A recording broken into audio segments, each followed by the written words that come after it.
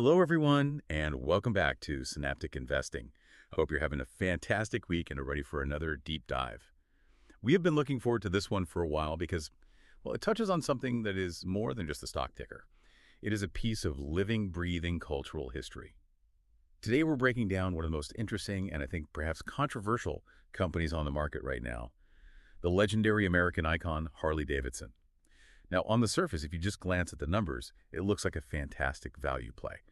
You have a legendary brand, a loyal following, and a stock chart that is just screaming, discount. But the real question for us as long-term investors is this.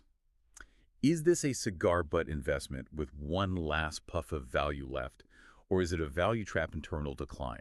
Are there hidden cracks in that fortress that the market is ignoring? That's what we're here to find out. That's a huge topic. I mean, it's rare we get to talk about a company that is so deeply embedded in the American psyche. It's more than a company, it's an idea. But before we dive deep, a quick heads up for the audience. Right, if you're looking to invest, we use interactive brokers for our own portfolios. We get asked all the time. Use the link in the description for a stock bonus when you sign up. It's the best way to get a bonus and support the channel at the same time. We really appreciate it. And while you're there, please like, subscribe, and let us know your questions in the comments. We do read all of them. Okay. Now let's get into it. Pillar number 1, the business model and unit economics. Let's start with the hard numbers because, frankly, they are fascinatingly contradictory right now. I was looking at this just this morning. We are looking at a stock price hovering around, what, $20 a share? Yeah, right around there, give or take. This puts the market cap at roughly $2.5 billion. Yeah. And for context, for everyone listening, we are trading near 5-year lows. This is deep value territory, at least optically. It is, and this is where a lot of, let's say, less experienced investors get caught in a trap. They screen for stocks, they see a low number, and they think they've found a gold mine. If you look at the trailing 12-month PE ratio, it's sitting at a very, very cheap 7.2x. 7.2. That's incredibly low. It's based on the fiscal year 2025 earnings per share of about $2.78. And in almost any other context, a PE of 7 for a household name like Harley would be an instant buy signal for a lot of people. Exactly. You see a 7 handle on the PE and you think, okay, the market has made a huge mistake here. What am I missing? And that's the right question to ask. What am I missing? Because here is where it gets really interesting and frankly a little scary. If you look at the forward PE, what the analysts are projecting for the next 12 months, it's not 7, it's skyrocketing to something like 69x. Or in some models, it's actually negative. And that is the perfect optical illusion of a value trap. The trailing PE tells you a story about the past, but the stock price, the market, it's always looking to the future. The rearview mirror. It's a rearview mirror. Oh. And the reason for that massive gap between a 7x trailing and a, let's call it a 69x forward, is that analysts are projecting near zero or even negative earnings per share for the coming year. Yeah. We are looking at a massive volume and tariff shock that is about to hit the income statement like a freight train. So the market isn't stupid. It's pricing in a cliff. It's looking over the edge and seeing a drop-off that the trailing numbers just haven't caught up to yet. That's it. The past profits are propping up the PE ratio, but the market is saying those profits are about to disappear. So to understand why that cliff is there, we have to really open up what you call the black box of the business model. What is Harley-Davidson actually selling? Because it's not just a motorcycle, right? That's the critical question. I mean, if you think they sell transportation, you're missing the entire point. Honda sells transportation. Yamaha sells efficiency and performance. Right. A to B. Exactly. A to B. Harley-Davidson sells emotional identity. They are selling a lifestyle, a membership to a club, packaged in the form of this heavyweight American hardware. And the price tag reflects that. The average selling price, or ASP, it's not cheap. Not at all. We are talking $20,000 plus for a new bike. Sometimes much, much more. It's a luxury good, or at least it's priced like one. You don't spend 20, 30, even 40 grand on a motorcycle just to commute to work unless you're making a very, very specific statement about who you are. Precisely. And the entire business structure is built on that one-off hardware sale. That's the engine of the company. But then, supported around that engine is a whole ecosystem. You've got a recurring high-margin stream of parts, merchandise, the jackets, the T-shirts, the branded coffee mugs. The logos on everything. Everything. And crucially, the financing arm. HDFS, Harley-Davidson Financial Services. Which we will definitely get to later, because that financing arm is a beast of its own with its own set of risks. Oh, absolutely. But staying on the hardware for a second, this entire model relies on one thing above all else: pricing power. For decades, Harley was the ultimate example of a company that could just raise prices every single year, and people would they'd pay it gladly. It's what economists call a Veblen good, and it's a fascinating concept. It's a good where demand actually increases as the price goes up. Which is completely counterintuitive. It is, because the high price is part of the allure. It signals status. It signals exclusivity. For 40 years, Harley had that magic. It was akin to a Birkin bag or a Rolex watch. The fact that it was expensive was why you wanted it. But there's always a but. There is always a but. If we look at the data from the fourth quarter of 2025, that whole narrative it's fractured. The numbers are, they're brutal. I saw them. Revenue collapsed 28%. 28%. And shipments, the number of bikes they actually sent to dealers, fell 16%. Okay, so just do the basic math there. If your revenue falls faster than your unit shipments, that can only mean one thing. Your price per unit is dropping, your average selling price is going down, and that is the smoking gun. That's the crack in the fortress right there. That's it. It implies they can no longer raise prices to offset volume declines without completely destroying demand. In fact, they are having to do the opposite. They're cutting prices. Not explicitly, but through promotions. We are seeing aggressive use of promotions and dealer incentives to clear out old inventory, especially the big touring bikes. So when you have to discount a luxury good to move the metal, you have lost your Veblen status. It's gone. Price elasticity has ticked in with a vengeance. The customer is now looking at the price tag and thinking twice. That is a terrifying shift for a brand like this. It means the customer is suddenly sensitive to the price.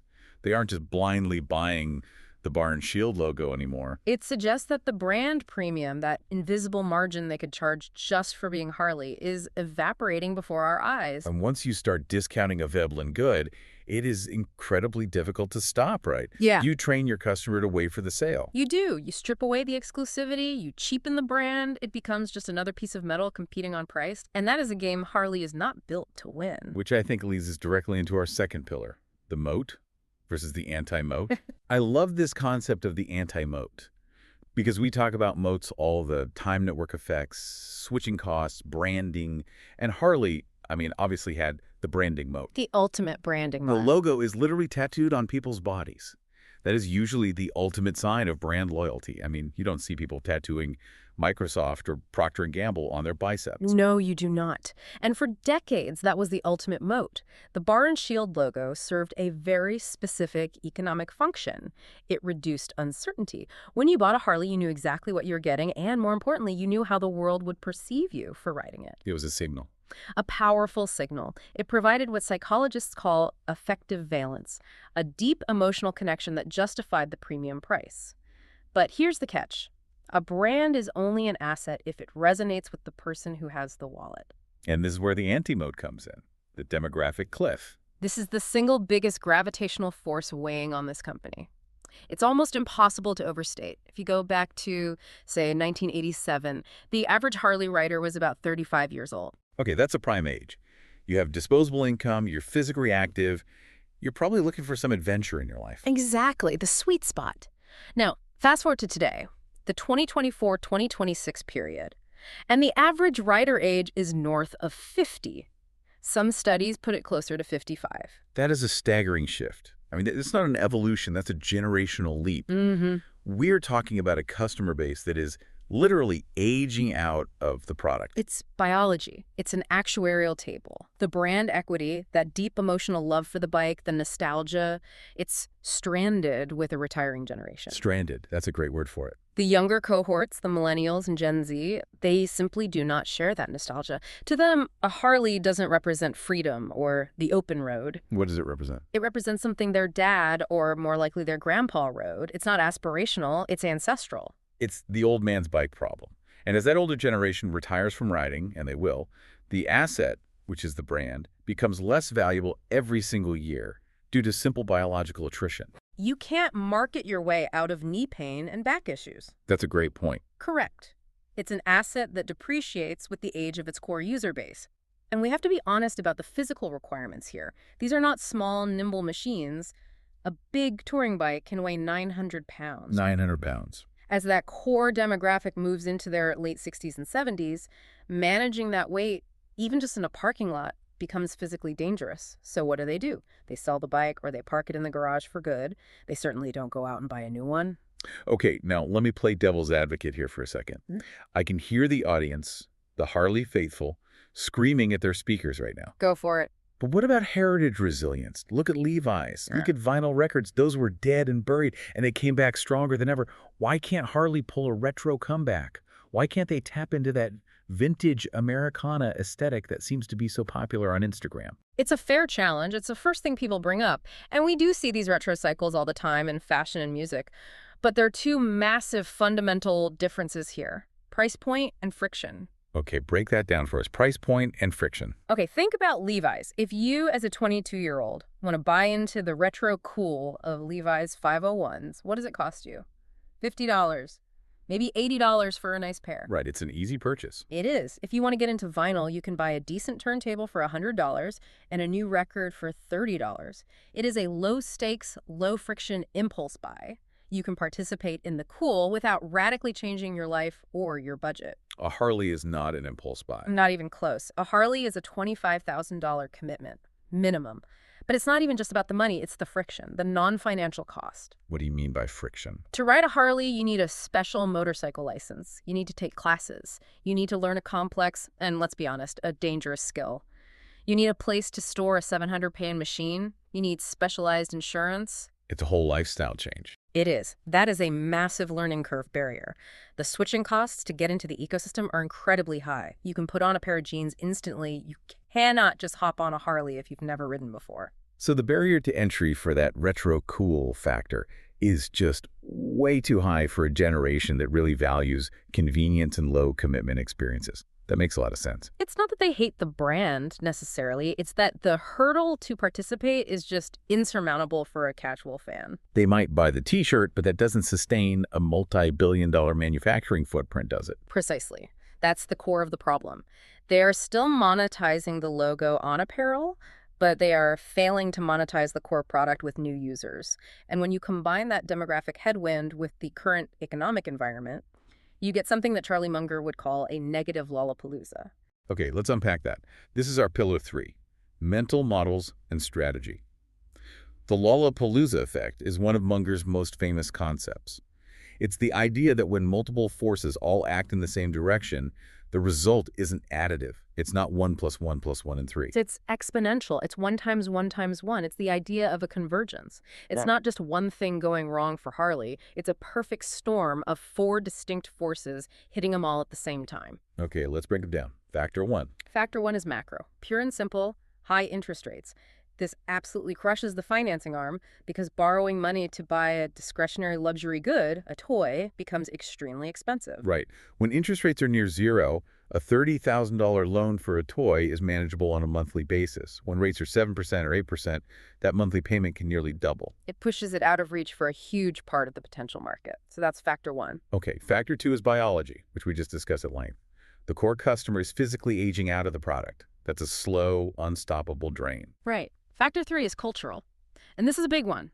We are seeing a massive societal shift in urban mobility toward things that are quiet and efficient. E-bikes, electric scooters, public transport. Exactly. The cultural zeitgeist is moving towards silent, clean transport. Harley's core identity for a century has been loud and rebellious. They are fighting the culture war on the wrong side of history. The loud pipes save lives mantra doesn't really resonate in a world that's moving toward electrification and noise pollution reduction ordinances in cities. It really doesn't. It sounds dated. And that brings us to factor 4, which is structural. Tariffs. This is a bit more in the weeds, but it's crucial. We are seeing their gross margins get compressed down to around 24% because of trade wars and supply chain costs. How did that work exactly? Well, Harley buys a lot of steel and aluminum. Tariffs on those raw materials hurt them on the input side, so it costs more to build the bike. And then retaliatory tariffs from, say, Europe hurt them on the export side. It makes their bikes more expensive overseas, which kills demand. It's a double whammy. So when you put all 4 of those together, high interest rates, an aging demographic, a shifting culture, and punitive tariffs, You get a nonlinear collapse in profitability. A simple linear model might say, oh, sales will dip 2%. But a Lollapalooza effect says, no, profitability might collapse 50% or more because all these things amplify each other. The high rates make the aging customer even less likely to buy, the cultural shift makes new customers non-existent, and the tariffs squeeze whatever is left. It's a vicious cycle. And in the face of this Lollapalooza, we have the CEO, Jochen Zeitz, and his big strategy, which is called the Hardwire. The Hardwire strategy is fascinating because, in theory, on paper, it is the right move. The idea is this. We are going to sell fewer bikes, but we are going to sell them at much higher prices. The Ferrari model. Exactly. We are going to embrace scarcity. We will stop flooding the market with cheap bikes, we'll cut the entry-level models, and we'll focus purely on the premium, high-margin, big-ticket units. It sounds great on a PowerPoint slide, right? Premium brand, high margins, exclusivity. You eliminate the low end and just focus on your wealthy, die-hard loyalists. It does sound great, but there is a massive disconnect between the strategy and the reality. Ferrari can do that because demand for Ferraris vastly outstrips supply. There's a 2-year waiting list to buy one. You're paying a premium for the privilege of waiting. Right. Zeitz is trying to impose artificial scarcity on a product where demand is naturally falling off a cliff. And the Q4 2025 results, that 28% revenue drop we talk about, that's the market telling you the customer base is too fragile for the strategy. So they are shrinking the business volume, hoping that the margins will go up, but instead the business is just shrinking. Exactly. The strategy is shrinking the top line faster than it is expanding the bottom line. You can't be Ferrari if people aren't lining up around the block. If you raise prices and your volume collapses, you don't become Ferrari. You just become a smaller, less profitable company. So you end up with a strategy that actually accelerates the decline rather than arresting it. That's what the early data seems to suggest. It's a dangerous path. Which brings us to the financial guts of the operation. Pillar 4, financial resilience and this idea of the cannibal. This is where we have to look at the quality of earnings. We mentioned the gross margins earlier. They have contracted from a healthier 28% down to 24.2% in 2025. For a company that claims to be a luxury brand, that is a huge red flag. Luxury brands should have stable or expanding margins. And why is it compressing so much? Is it just the tariffs you mentioned? It's tariffs, but it's also something called negative operating leverage. This is a key concept for any industrial or manufacturing stock. Harley has huge fixed costs. Like what? They have unionized labor contracts. They have massive manufacturing plants in Wisconsin and Pennsylvania. They have corporate overhead. Those costs don't go away just because you sell fewer bikes. You still have to heat the factory. You still have to pay the property tax and the union salaries. Exactly. So when your volume drops by 16%, you are spreading those massive fixed costs over fewer and fewer units, which means the cost per bike goes way up, which eats your margin for breakfast. A lot of times we look at companies, people point to stock-based compensation, or SBC, as a big problem. Is that an issue here? Surprisingly, no. In the tech world, SBC is often a huge dilutive force that hides true costs. Here, it's pretty low. This is a legacy industrial company. The enemy isn't a tsunami of stock options for engineers. The enemy is the fundamental operational decline. But speaking of shares, let's talk about the cannibal. This is a term that Buffett and Munger use for companies that aggressively buy back their own stock. And Harley has been, well, eating itself. They are a classic cannibal. In 2025 alone, they repurchased $347 million of their own stock. $347 million. They retired about 13 million shares from the market.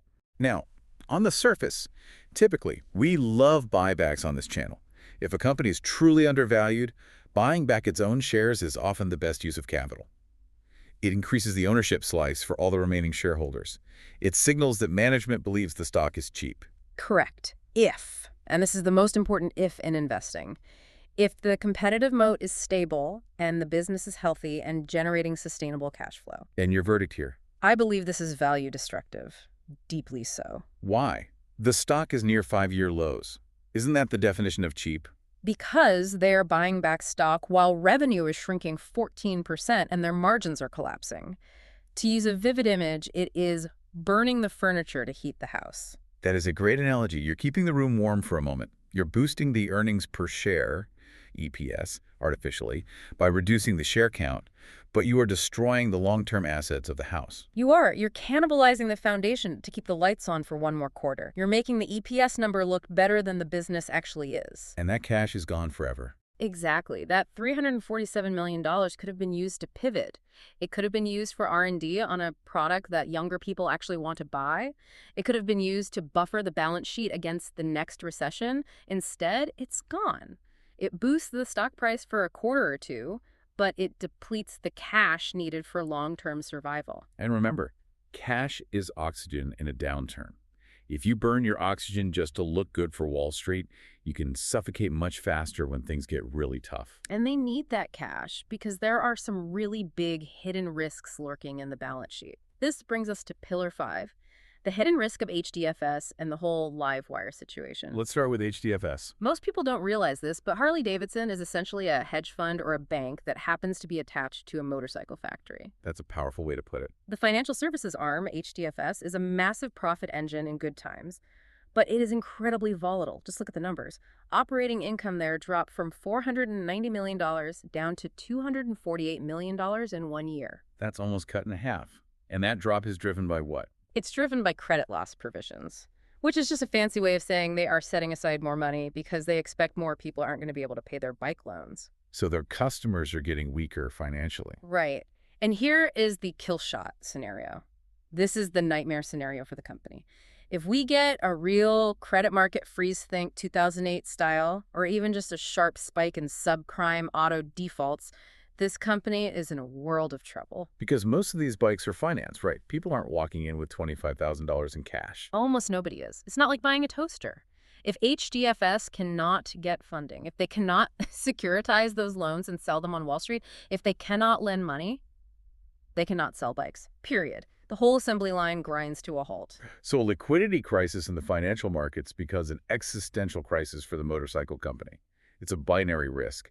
If the credit window closes, the sales floor shuts down overnight. It does. It's a huge systemic risk sitting right inside the company. It makes the stock incredibly sensitive to interest rates and macro credit conditions, things they have zero control over. Okay, and then you have LiveWire, the electric motorcycle division, the great electric hope. This was supposed to be the bridge to the younger, more environmentally conscious generation. How is that going? Not well. To put it mildly, LiveWire lost $75 million in 2025. And the truly shocking part is that its revenue is actually down 3%. Wait, hold on. The growth segment is shrinking too. Yeah. I thought the whole point of an EV division was hypergrowth. You and everyone else, but no, it's shrinking. And here is the capital allocation tragedy we were just talking about. They are using the dwindling cash flows from the dying gas engine business, the cash cow, to fund a venture capital bet in EVs that is currently missing all of its targets. It's an incinerator. It is currently an incinerator of cash rather than a savior. And remember, at the same time, they're also spending hundreds of millions of dollars on buybacks. So you're burning cash on buybacks to prop up the stock. You're burning cash on LiveWire, which isn't growing, and your core business is seeing negative operating leverage. That is a dangerous trifecta. It drains the corporate treasury very, very quickly. It really highlights the precariousness of the whole situation. So let's try to put a price tag on this. This is the big question. Pillar 6, valuation and the verdict. So as we said, that stock is at about $20. The market, in its wisdom or lack thereof, is wagering that this is a classic cigar butt. Zero growth, high risk, but maybe one or two good puffs left in it. So if we look at a few scenarios, let's say they defy the odds, they manage to turn it around. Let's call it scenario A, mean reversion. If margins somehow normalize, if the Hardwire strategy works, if the economy calms down and they get back to just a normal 10x PE on some decent stable earnings, you could see a fair value of around $28 per share. Okay, so that's your upside. It's a respectable bounce from $20, about 40%. It's a 40% upside if everything goes perfectly right. Okay, what about the downside, the floor? Scenario B is the Graham liquidation value. This is Benjamin Graham's old school Depression-era method. You take the tangible book value, the factories, the inventory, add the cash, and then subtract all the debt and pension liabilities. So basically, what is the scrap value of the company? What if we just sold all the plants, paid off all the debt, and mailed whatever cash was left to the shareholders? Exactly. And that number comes out to around $16 per share. So we are trading at $20. The absolute floor, the liquidation value, is maybe $16. And the best case scenario upside is maybe $28. Right. Which means your buy zone, if you're a deep value investor, would probably be somewhere between $16 and $18. We are close to it now. But you have to ask yourself, do you want to try and catch a falling knife for a potential 40% gain when the risk is a terminal decline to zero, or at least a slow bleed out for years? The asymmetry isn't great, is it? Usually with a high-risk turnaround play, you want to see a potential 3x or 4x upside to justify the very real risk of bankruptcy or permanent capital impairment. Here, the upside seems capped. And looking out longer term, say 5 to 10 years, what are the likely paths for the company itself? There are really only two paths from here, I think. The optimistic path is that they get taken private by a PE firm, or they successfully pivot to become a true niche player. They become like Leica cameras. That's just a comparison. They'd sell maybe 100,000 bikes a year, beautiful, handcrafted machines, super expensive. The company would be much, much smaller, but very profitable. And for shareholders who buy at $20, they might make an 8–10% annual return, driven entirely by buybacks and a sustainable dividend. It becomes a yield play, but a stable one. Okay, that's the optimistic path and the pessimistic path. The value trap plays out perfectly. Revenue declines continue to outpace their cost cuts. They just can't cut the fat fast enough to keep up with the shrinking sales. Eventually, they have to cut the dividend to preserve cash, which causes all the yield investors to flee. And the stock. The stock drifts down to $10 or $12 and just stays there for a decade. It becomes irrelevant, a ghost of its former self. The brand lives on, maybe licensed out to some other manufacturer for t-shirts, but the equity holder gets completely wiped out. It's a very sobering outlook. So let's wrap this all up with our summary of the thesis. The bear case, which, to be honest, I think is the more likely path, is that demographic gravity is simply undeniable. You cannot fight biology. The customer base is dying faster than it can be replaced. At the same time, margin compression is structural, not cyclical, due to the tariffs and the fixed costs. And LiveWire, far from being a savior, is a distraction and a cash drain. And the bull case. Oh. For the contrarian out there. The bull case is that Zeitz is a genius and he pulls it off.